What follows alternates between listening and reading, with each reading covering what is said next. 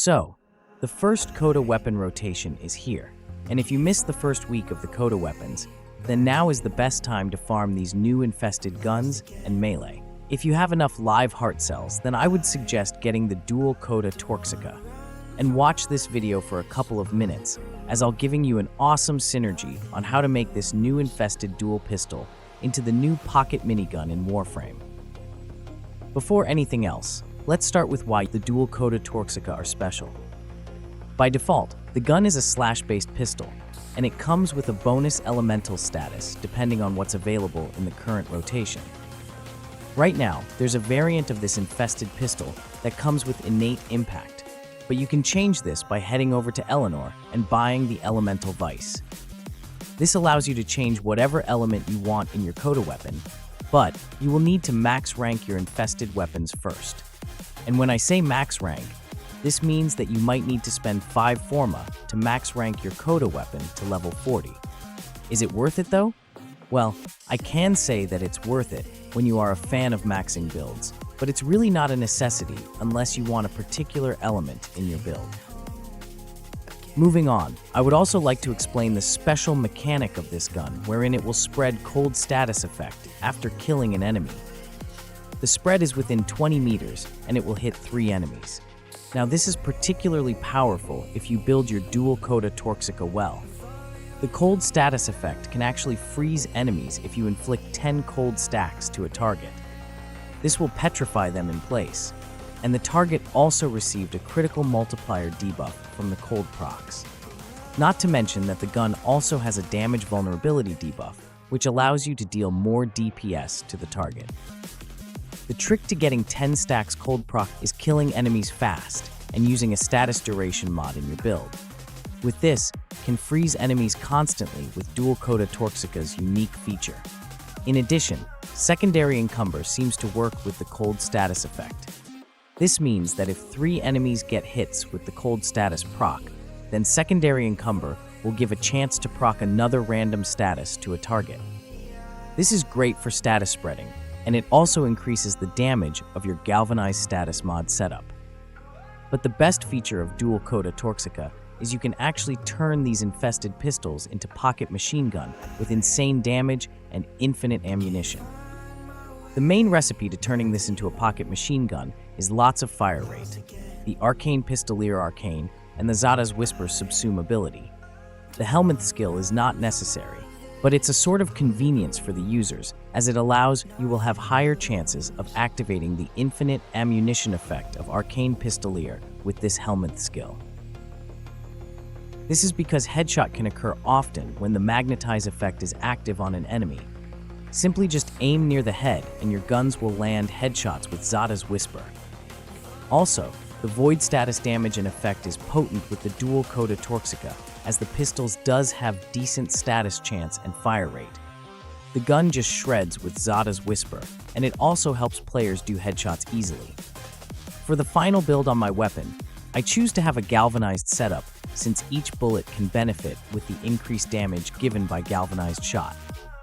This is also incredible with a secondary encumber setup, but there are lots of good arcanes that works well with this gun. By the way, viral is just an option, and as well as the innate heat element on the gun. It really depends on the faction you are facing and what type of element you want to blend in your damage setup. In my case, I choose to go with viral and heat, but I can always swap it for corrosive and heat.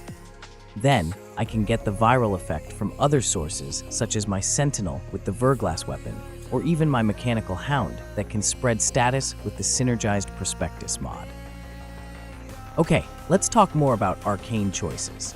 Like I have said, you can run this gun with the secondary encumber for status spreading and increasing the damage of your gundition overload setup. However, you have the option to stick with the basic secondary merciless arcane that grants additional damage to the gun.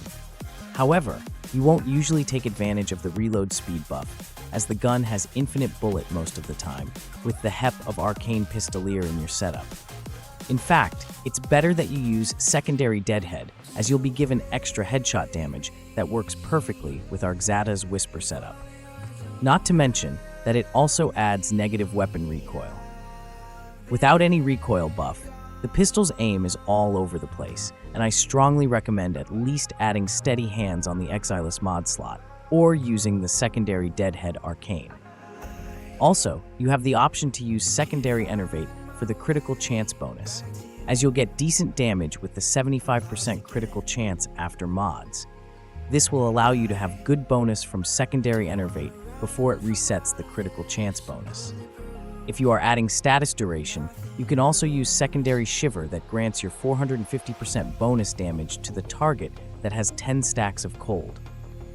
And mind you, adding status duration mods in the weapon is not the only way, but you can actually have more status duration by using Citrine as your warframe. Her prismatic gem does provide increased status chance and status duration, which will make the cold spreading of dual Coda Torxica more efficient. Not to mention that it also pairs with secondary Encumber for more status spreading. And of course, you have the option to go with the 480% damage bonus from Cascadia Flare. You can use the heat element on the weapon to stack the damage buff from the arcane, or simply use a sentinel with the Verglass weapon, modded with lots of heat, fire rate, and status chance to maintain the 480% damage buff of Cascadia Flare. Finally, my favorite arcane for general use is the secondary fortifier that grants overguard to your warframe when dealing damage against Eximus units. This is great for general use, especially for those glass cannon warframes, as you'll have extra layer of health plus status effect immunity while the overguard is active. In terms of warframe combo, the dual Coda Torxica is busted obviously with Harrow because of the high fire rate and critical chance buff given by the warframe. It can turn Exada's Whisper with Arcane Pistolier setup into an overpowered combo any given day.